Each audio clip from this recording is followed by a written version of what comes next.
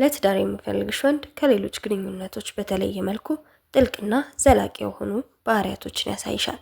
ሰላም፣ እንዴት ናችሁ? ይህ ስለ ፍቅር ነው። በዛሬው ቪዲዮ አብሮሽ ያለው ሰው ግንኙነቱን ለረጅም ጊዜ ለመገንባት ቁርጠኛ መሆኑን የሚያሳዩ ምልክቶችን እንመለከታለን። ለቻናላችን አዲስ ከሆናችሁ ሰብስክራይብ ማድረግ እንዳትረሱ። ቪዲዮውንም እንደምትወዱት ስለማልጠራጠር ላይክ በማድረግ ጀምሩ። ወደ ቪዲዮ።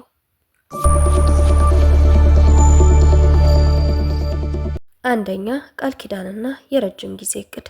የጋራ የወደፊት ህይወትን አብሮ ማቀድ። ስለ ወደፊቱ ሲያወራ እኛ የሚለውን ቃል ብዙ ጊዜ ይጠቀማል። የገንዘብ የመኖሪያና የቤተሰብ እቅዶችን ሲያወጣ ከአንቺ ጋር አብሮ መኖርን እንደተለመደ ነገር ይወስዳል። ለምሳሌ ልጅ ስንወልድ፣ ቤታችንን ስንገዛ የሚሉ ቃላትን ይጠቀማል። በቃልም ሆነ በተግባር የፍቅር ፍለጋው አንቺ ላይ እንዳበቃ ያሳያል። ስለ ቀድሞ ግንኙነቶች ወይም ስለ ሌሎች ሴቶች ከአንቺ ፊት አያነሳም። አንቺን እንደ ብቸኛ ህይወት አጋሩ ያይሻል። ትልልቅ የህይወት ግቦችን ማለትም ሙያዊ፣ ፋይናንስና መንፈሳዊ የሆኑ ነገሮችን በደንብ ይነግርሻል። እንዲሁም የአንቺንም ግቦች ይደግፋል። ግቦቹም አንቺን ያካተቱ ወይንም ከአንቺ ጋር የሚጣጣሙ ናቸው። ሁለተኛ፣ ግልጸኝነትና ሐቀኝነት። ስሜቱን፣ ፍላጎቱንና ፍርሃቶቹን ለመግለጽ አይፈራም።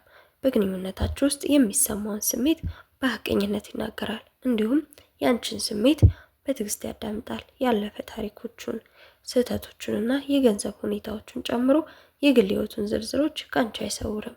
እምነት የትዳር መሰረት መሆኑን ያምናል። ስህተት ከሰራም ወዲያውኑ ስህተቱን አምኖ ይቅርታ ይጠይቅሻል። ችግሮችን ከመሸሽ ይልቅ ለመፍታት ይጥራል።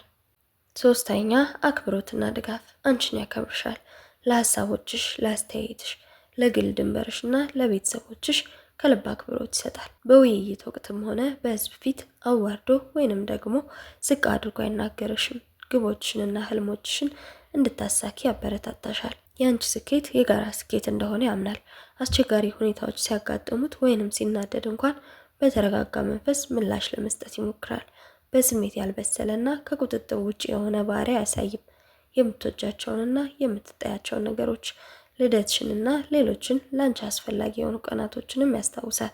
ይህም ለግንኙነታችሁ ያለውን ትኩረት ያሳያል። አራተኛ፣ አንቺን ከህይወቱ ጋር ለማቀናጀት ይጥራል። በኩራት ለቅርብ ቤተሰቦቹና ለእህት ለወንድሞቹ ያስተዋውቅሻል።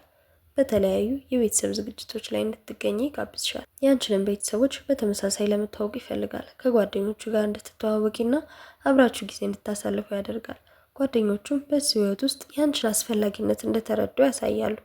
ከአንቺ ጋር ጊዜ ማሳለፍም እንደ ግዴታ ሳይሆን በዋናነት ቅድሚያ ሰጥቶ ጥራት ያለው ጊዜ እንድታሳልፉ እቅድ ያወጣል።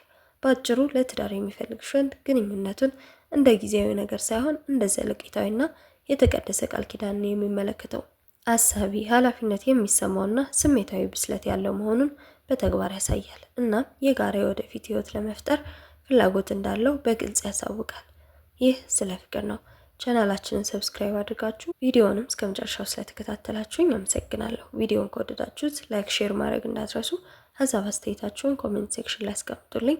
ቀጣይ በሌላ ቪዲዮ እስክንገናኝ ሰላም።